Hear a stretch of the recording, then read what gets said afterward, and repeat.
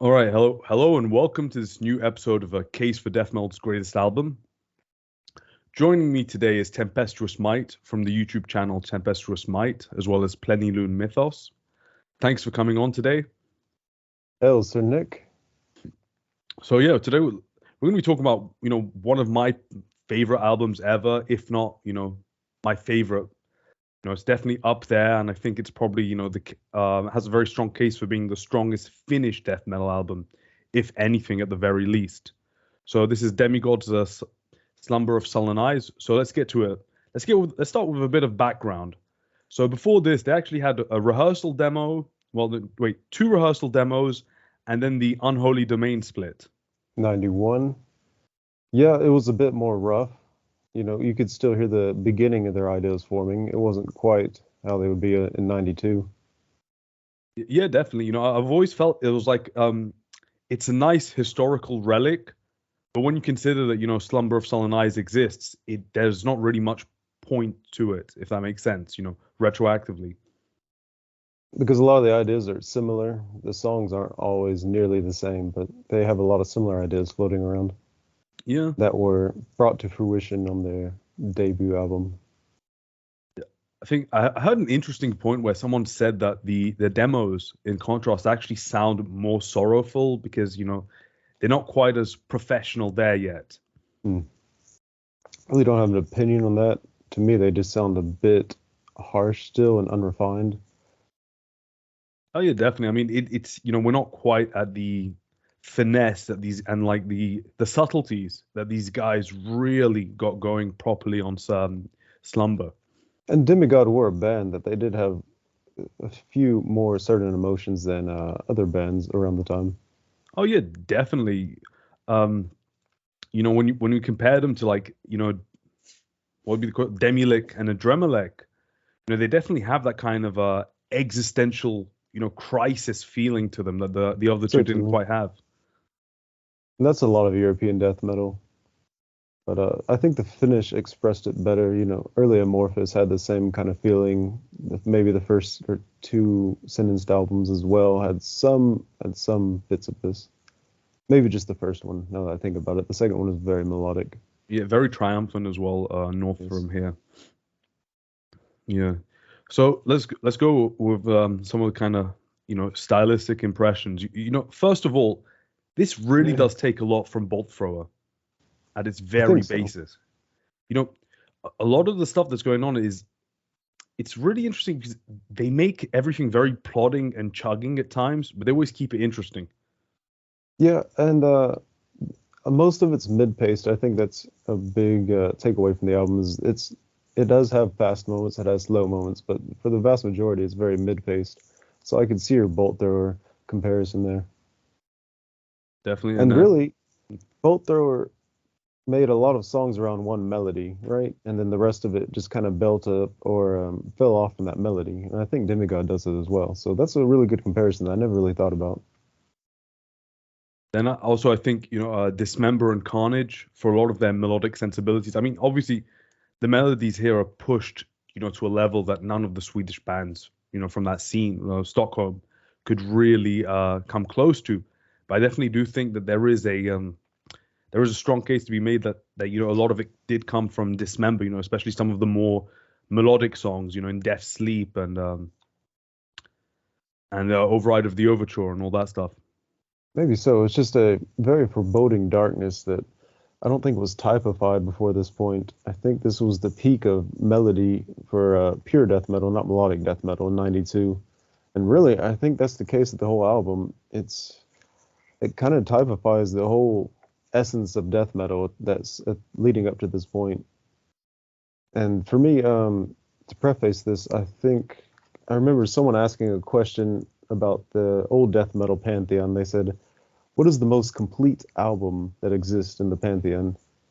And after giving a little bit of thought, this is the first album that popped in my mind. And one of the replies I saw was, in fact, alluding to this album as well.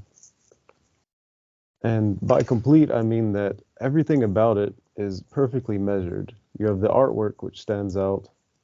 You have bits of melody, which are very dark. You have the chugging brutality that you can find in other bands. The production is dense. The production is quite powerful for its time. It's not quite compressed like modern day death metal would be, but it's quite deep. And then the vocals are, you could say they're generic, but they're very powerful in their own Yeah, right. I think there are definitely moments throughout the albums where there's you know, there's quite a bit of expression with the vocals. He's not so really kind of like sticking to the kind of gruff, whispered, kind of monotone, deep growl. There are times where you can tell he's kind of like screaming it out a bit more, and that he kind of loses a bit of control on his voice. A little bit. It's And then the lyrics as well. That's another thing. They're not quite the generic satanic or gore themed. They're a bit more esoteric. They have a bit more of a edge that is philosophical, existential. Oh yeah, definitely. I've always felt like the lyrics to this album were definitely a strong point. Actually, Um, reading through the lyrics again, I found they kind of made a narrative. So in that regard, I think this album is telling a story in that way. I do think it is a complete record. oh yeah, definitely. I mean, let's take for example the first real song, "As I Behold, I Despise." It does kind of go like into the narrative is about suffering, but there's the last kind of paragraph, may the periphery of ancient wisdom remain merciful for those for the ones who deny the darkness. Like, that's a powerful sentiment, saying, okay, It's darkness on everyone, but if you're strong enough, maybe you can get away from it. Yeah, that's one I wrote down as well for having kind of a philosophical bent to it that was more than what was usually going on around this time. Yeah, even fear obscures from within. There is that kind of defiant quality that is, I think, very important to extreme metal in general for a lot of the lyrics. Yeah, and I pieced together the lyrics as so in the beginning, the dark gods arrive again. They swallow the world in darkness. And as the songs progress, there are different emotions that you can hear in the melodies that play with the lyrics and go along and complete the story. And eventually you see that they still life. He says they make life cold. And then by the end, he is defying God. He has prayed to the darkness, and as the artwork suggests, he has meditated to a higher plane and perpetual ascent. He is going up into heaven to slay God himself. And then the bonus track Darkened actually continues this story about him slaying God, but it's a bonus track, so it's not going to be on every edition of the album. Which is a shame, because I think it's honestly good enough as any of the other songs. It's a great It song. is. It's kind of a strange ending because Perpetual Ascent feels like an outro, but Darkened is a complete other song, and others have said, Demigod thrives on outros, but Darkened begins and ends, and it's probably one of the shorter songs that they have. So it's a very interesting ending, if that's the preferred ending that they wish to have. Yeah, I think so too. There were a lot of complications for this band, and for those interested, we have the actual interview that I did with Seppo from Demigod and Dremelec, where he goes through a lot of this stuff himself. You should definitely link that. I Yeah. have not seen that yet. Oh, it's a good one. He gives a lot of interesting information.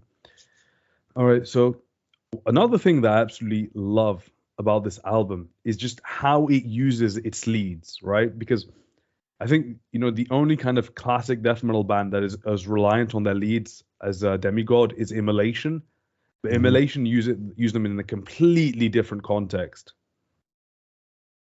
So that's another point I was going to get to. Everything on this album feels very well measured. Like it seems like there's no part out of place, no part that they threw in with, the typical death metal youthful exuberance. And in that way, the solos, they're not these Slayer chromatic runs that a lot of death metal was using. They're almost played in, the black metal way, where they take a simple melody and they expand on it a little bit, and it becomes part of the song. And to me, a lot of their lead work isn't flashy or showy. It's taking a simple melody and adding different things to it. Yeah, I mean, that's how a lot of the leads work. Because one thing that's completely underrated about this album is that a lot of these songs have leads going on, through the majority of their runtime. Throughout, yes. Yeah. So you take most of the songs, like you'll have a lead that just fits perfectly, and it'll function as a kind of another layer to the melody in a very black metal way that was kind of uncommon in death metal until the apparition of a melodic death metal. And that's another thing. Something about the blast beats. Even on the most chaotic parts of the album, while it's blasting, they're playing a very subtle, almost subtle cymbal line that kind of just chimes in the back, and it's not the fast punk of like early Morbid Angel, where it's just blasting away at a grindcore tight speed. But there's subtle little things going on with the cymbals in the back, which kind of keep everything grounded. It's a controlled chaos, if you will. Oh, definitely. So talking about leads, let's listen to one. So I've got the lead from As I Behold, As I Despise, just after 2 minutes and 10 seconds in. Let's listen to that quickly. As a silence in this dismal maze, as a remnant of our guise, in the darkness, the light of all, unpunishable of eternity days.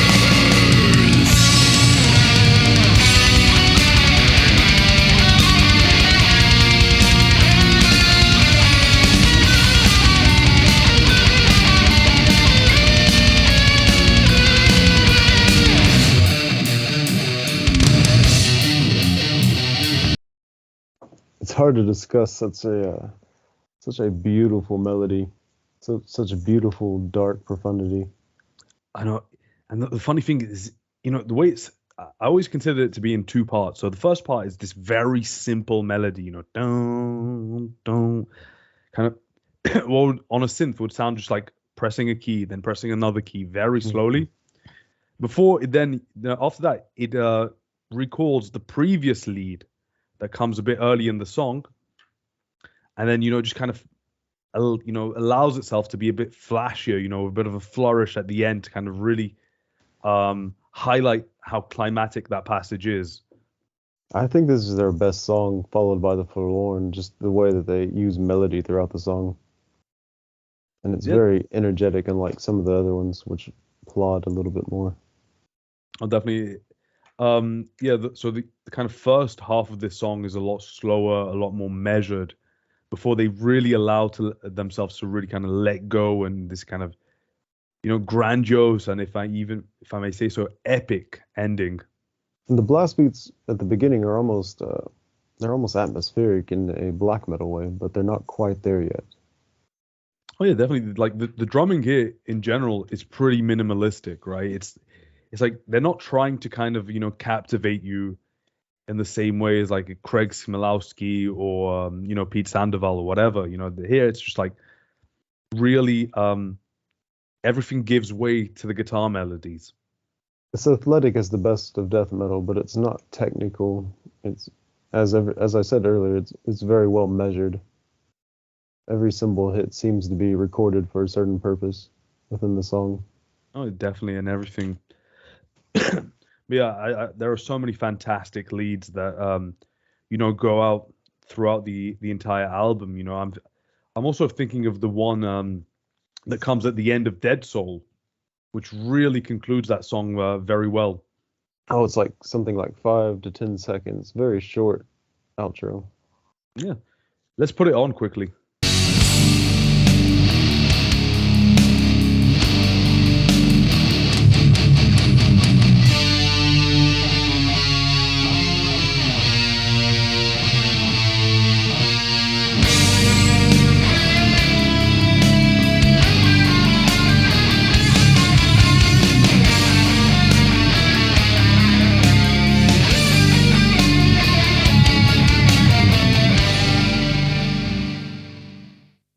Seems to almost have a conversation with the rest of the song. Yeah, I know. You know what I really like is that it just starts with a little lead, and then there's kind of like almost like a stop start. Just everything stops for half a second, and then bam, big power chords from the rhythm guitar, and this really cool lead. And it just reminds me, like, a lot of the melodies on this album sound incredibly oriental at times. Never noticed that. But they're very good at ending a song, aren't they? Yeah. Like, all their songs, like, end, perfectly. And I think this is what makes their kind of style, the kind of plodding style really work, is that every single part is memorable. There's never plodding for the sake of plodding. There's a lot of really kind of, weird variations that they do with the simple, plodding parts. I'm thinking about, what's the song that comes after the Forlorn? Forlorn, the best song on the album. Well, yeah, the second best to me. But when you listen to it, it's like it starts with a kind of very simple, chugging pattern that comes back later in the song. It does. But they add more energy to it. They kind of speed it up a little bit. Without really not by changing the tempo, but kind of like subdividing, each hit into two. So I think there are two main motives to this song, which are both power chord variations. And the first is the beginning, of course, that first few power chords, and then there's a tremolo riff that plays off of each of those chords that comes after that.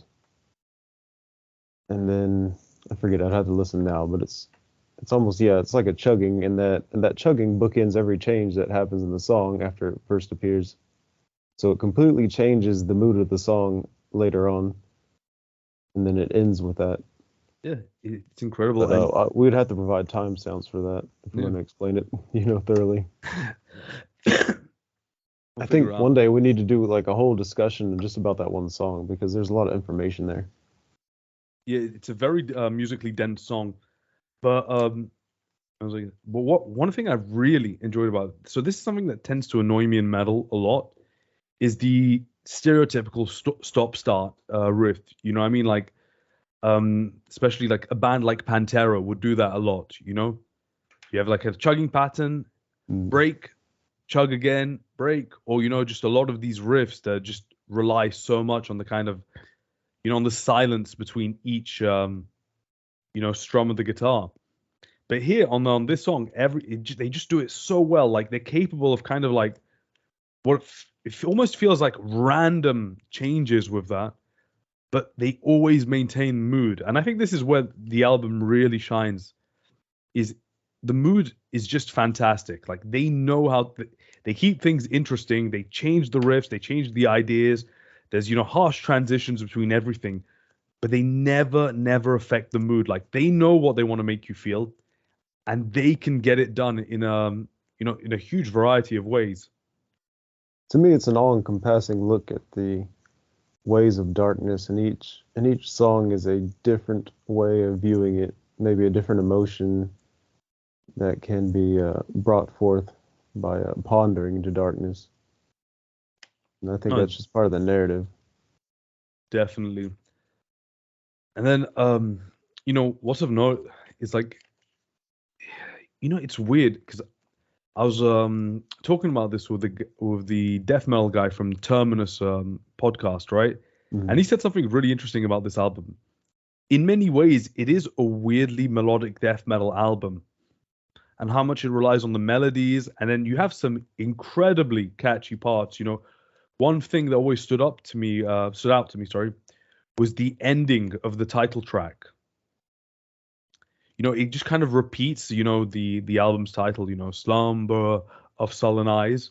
Yes. But just that simple, what sounds like, I think it's like a 3-chord riff underneath, and the kind of, hookish approach it's just beautiful. It's just a fantastic way to. It's like to end. 1 or 2 minutes, and it's like that Beethoven symphony where it's just one riff the whole time, but they play it in a multitude of different ways that makes it sound so fresh and so empowering.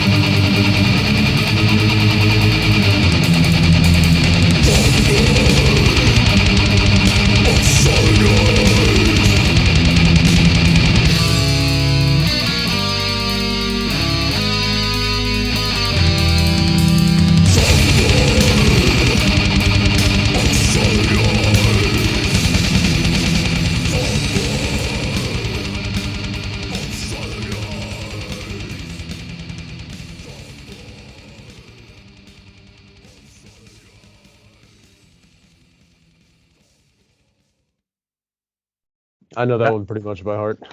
Yeah, it's absolute perfection, to be honest. You know, Yeah, go ahead. so quickly to get through it, so before the actual, main part, it goes through this kind of lead, kind of, rotating lead. Then it goes through a variation of it. It just suddenly stops, and it just brings us the chords. And there's so many variations on how they just play that simple idea at the end, part with the lead. There's a change in lead. There's some tremolo guitar. Then it goes to the chords, but it just, A lesser band would never be able to do that. yeah, this to me is really what death metal composition should be about. Like, you listen to those ideas, anyone could fucking play them on a guitar. I mean, anyone. They're so rudimentary on that level, how simple they are. But it's just the way everything fits and everything, flows into each other, and it all comes, together to form this kind of gestalt, which is greater than the individual sum of its parts. And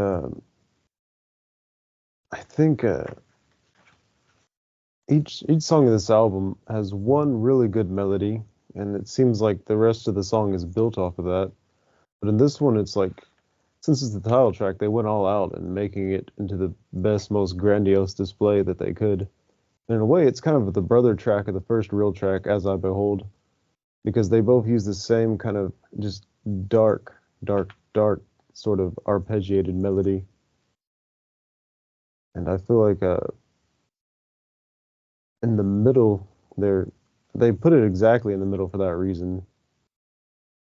Because you have the first track, which shows the hint of that melody. You have this track, which expounds on it and makes it better. And then you have the last outro, which is based off of one just simple dark melody. Oh yeah, completely agree with you. I mean, this one and As I Behold, I Despise are definitely the kind of dark epics on this album. As cringe as that sounds, that's what they really are. As much as people like to believe, that their music or whatever this is really the perfect definition of a dark epic. I say that you could play all three of those songs, the first song, this title track, and the outro, and have a very good EP that makes perfect sense together without all the extra songs. Yeah, definitely. I do agree with you. When they really allow themselves to kind of fully immerse themselves in those melodies, a lot more of those kind of dynamic changes in in terms of riffcraft and song structure. This is really where they shine. And those three songs would probably put them at the top of the death metal pantheon.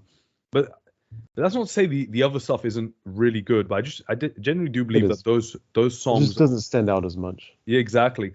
Because I think the individual character of those three songs is much greater than the others, right? Like they really go crazy with the melodies and everything. And even though it's also simple, it's just pure brilliance in how distinctive it is. But I do think the album does work best as a whole. But as I said, being complete, I think every song is there for a reason, and I think it all fits perfectly together.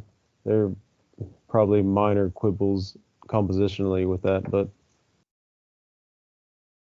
yeah, I mean, it's a different mood. The other songs are a lot more pondering in their tempo, in their they're a lot more minimalistic as well. They don't really give out the goods as easily, and it takes quite a bit more effort. They seem to be an examination of one idea or emotion. Exactly, yeah. But then, you've got fantastic parts throughout the entire album. Let's put on the Tears of God outro.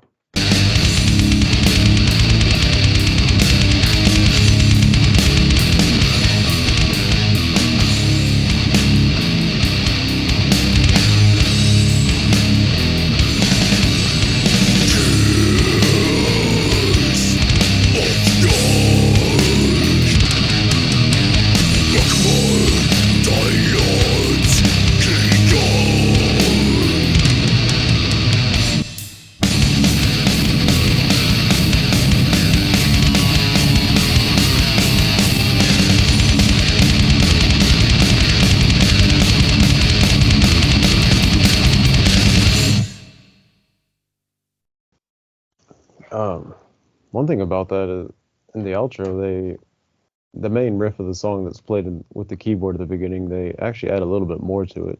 Something I just realized. Oh yeah, definitely. Because this is a very good song in terms of, hey, we've got a limited amount of parts. How do we use each one to its fullest effect? How do you, reintroduce a riff? We give it a completely different context because, that entire outro exists within the rest of the song. It does, and they just recontextualize it a bit whenever they end it, and that's something a lot of the best of death metal does, but something so rare to see, really. And it's the little details, once again. So, when it goes from the slower part to the faster part, it's that little lead, the little sparse lead that just kind of tells you, hey, we're going into the big, ending now. But that's what I love. I love how minimalistic the leads are here, but just how much character and depth they provide. And that's really the best of metal in general, is made out of very simple parts. Oh, definitely. I love that. And, even there, you can tell the kind of oriental, oriental, sense of the melodies is very strong on that final part. And I love that. Go ahead. I was just saying, also the way they approach the faster riffs is always very interesting because, there are very few kind of, flat out, tremolo riffs. Here tends to be always kind of like within these faster riffs, there's always like a note that grabs your attention. There's like a jump from low to high, which makes it sound a lot more dynamic.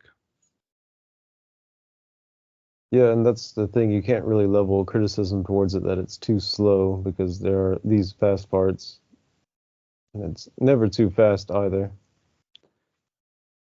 There's a lot of variation in tempo and dynamics. Maybe not so much dynamics, but tempo for sure. Oh, definitely. They really don't.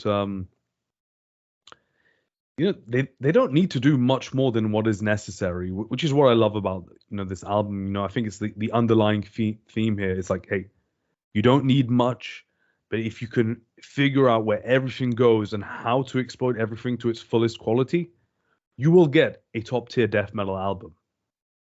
If only they could have followed it up with something. Yeah, that's another story. Yeah. Anyway, let's put on. Let's go back to the Forlorn. I think we need to talk a little bit more about that song. Let's go. Let's do the last minute of it.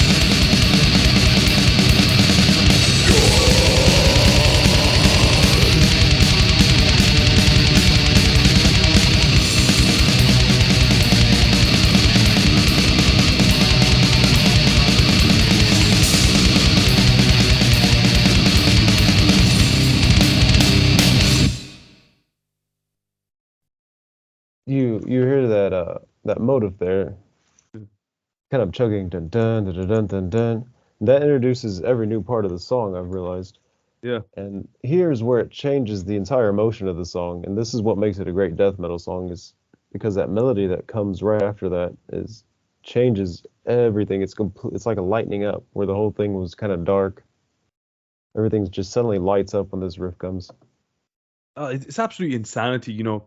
The way they kind of lead into that part is just so simple. It's like, let the guitars fade out very briefly, vocals and drums on top, go to that slow part, and just bring out all the melodies, bring out everything in one go. The Finns very much relied on harmonies. Yeah. I mean, their sense of harmony is just, it's insane because one, you have some really weird melodies, and I think because they're very good at incorporating, sparse chromaticism, which makes all these melodies sound a bit more twisted and darker. Yeah. Then, And all good death metal, or most good death metal, has these harmonies, but the Finns almost like exclusively relied on that as their second guitar part, it seems like. Yeah, they push it to the forefront, and it just makes all these melodies sound richer and fuller and even darker. But I've noticed in this album, they double track the guitars, but they pan them, and the left side sometimes plays something a little bit different than the right side, or it's a little bit out of time, which I think is interesting to listen to, because a lot of death metal was just kind of they played the exact same thing on both sides, Yeah. And this one, it's a little bit different. You can tell by some lag in it, or some little difference. There's not much. It's not like counterpoint or anything, but it's something that kind of stands out to me when I listen to it on headphones. Oh, definitely. I think the only thing that even comes close to it is Altars of Madness, where they kind of have like those mini harmonies, within the riffs. If it were maybe one or two notes that change between the left and right guitar part, but here they really do make everything sound fuller because of it. There's and it's just so subtle that if you're not completely focused, it'll go above most people. And I think in the 90s, a lot of people didn't know how to produce this sort of music anyway. So sometimes you really have to listen to hear like little ideas that are going on, because they may be more hidden to your ears unless you really train them to hear the differences between, two different loud, distorted guitars at the same time. And then, quickly going back to the Forlorn as well, one thing I felt that is essential for any death metal band is you've got to have a fucking good tremolo picked riff. You've got to be able. Yeah, definitely. And the tremolo picked riff that ends this song is just perfect once again. This time it's very much within the kind of mold of standard death metal. It's not played for long, but it's just the best way to end the song. And it's funny because a lot of the kind of mentality towards death metal is, hey, I've got to do something completely different.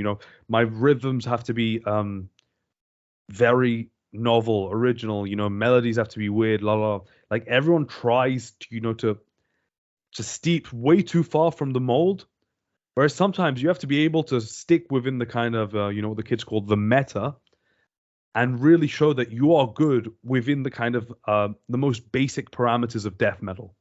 And really, I don't think Demigod were doing anything particularly novel, but they were just very, very, very good at their craft because they actually focused and wrote songs, and they expressed something within these songs.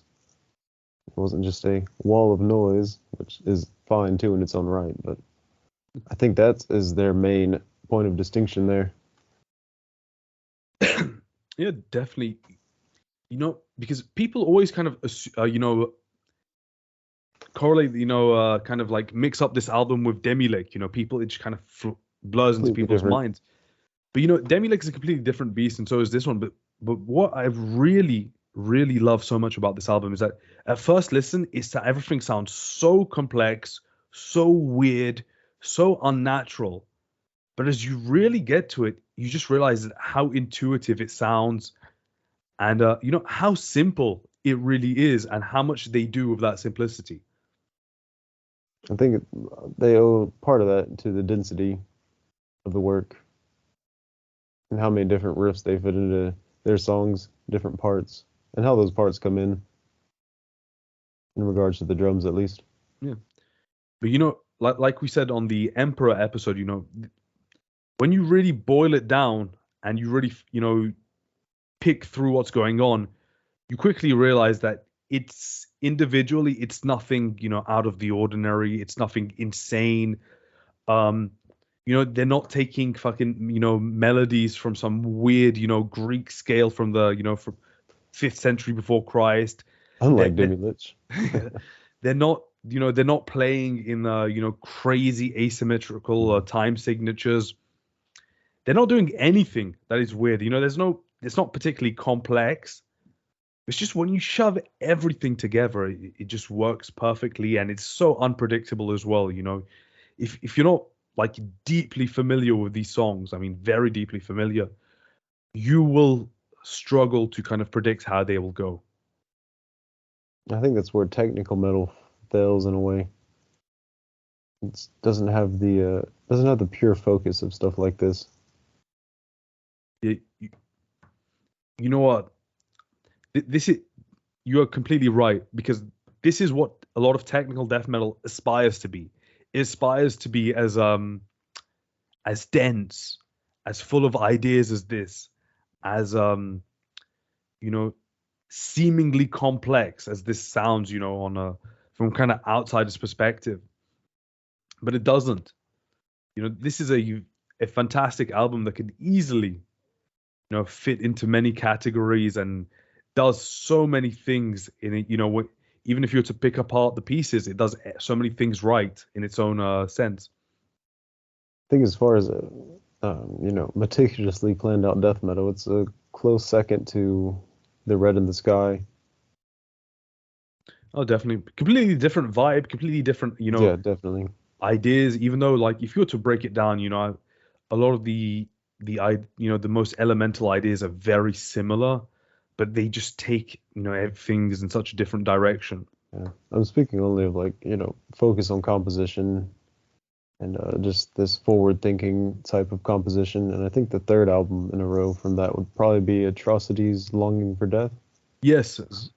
Another album that has this kind of narrative outlook where they planned a lot of different things, like the tone of the drums, the vocals. I don't think Demigod really planned the tone of the drums as far as like Atrocity did, but their songwriting is very meticulous and very well placed. Oh, completely agree. So anyway, I think we've gone through just about everything right now. There's if we really wanted to get in deeper, we'd have to pick a song and just really kind of narrow in on the we details. Should do that with the Forlorn. No, definitely. But there's so many leads, so many, and they're all variations of each other, even though they're pretty simple. But it's just dense. We have to figure out how to play it first. Yeah. Okay. Let's finish this up. So what is the legacy of this album? Well, obviously, it's one of the greatest death metal albums of all time, with the greatest artwork, in my opinion. I got we need to discuss the artwork.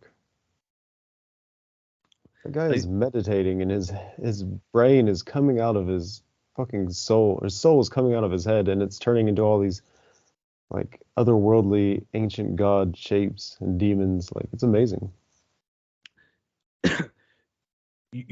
What I really like about this is that it's funny enough, a lot of the kind of Demigod inspired bands that have been coming out in the last couple of years are very H.P. Lovecraft influenced. And while you can argue that there is a H.P. Lovecraft influence here, it does it in such a different way. This is a lot more akin to various East Asian practices of like achieving supreme consciousness through meditation. And the fact that he's floating in space is just makes it even better. Allow me to look up these lyrics real quick, because there is an allusion to this in one of the final tracks here. Let me find it for us. So yeah, there is okay, so I found the lyric I was looking for. Bringing calm into my existence, I walk away from false belief. He who created my dreams shall now be forgotten in my time of blasphemy. Thoughts of my darkened being, God is incurred in pain. I struggle through trials, I've chosen my path. So there's the calm, which could be meditation, and there's also struggling through trials, choosing a path, which seems to me a little bit Eastern, yeah. Yeah, definitely. I struggle to find a kind of like a Western kind of theological, idea in any of the lyrics. It's definitely, far out of the canon we have here in terms of spirituality. Yeah, there's the only references to God are, the typical Christian God, blasphemy and all that. And then in the first song, there's something about gods from outer space, from out of time, which is the H.P. Lovecraft you're talking about earlier. Mm.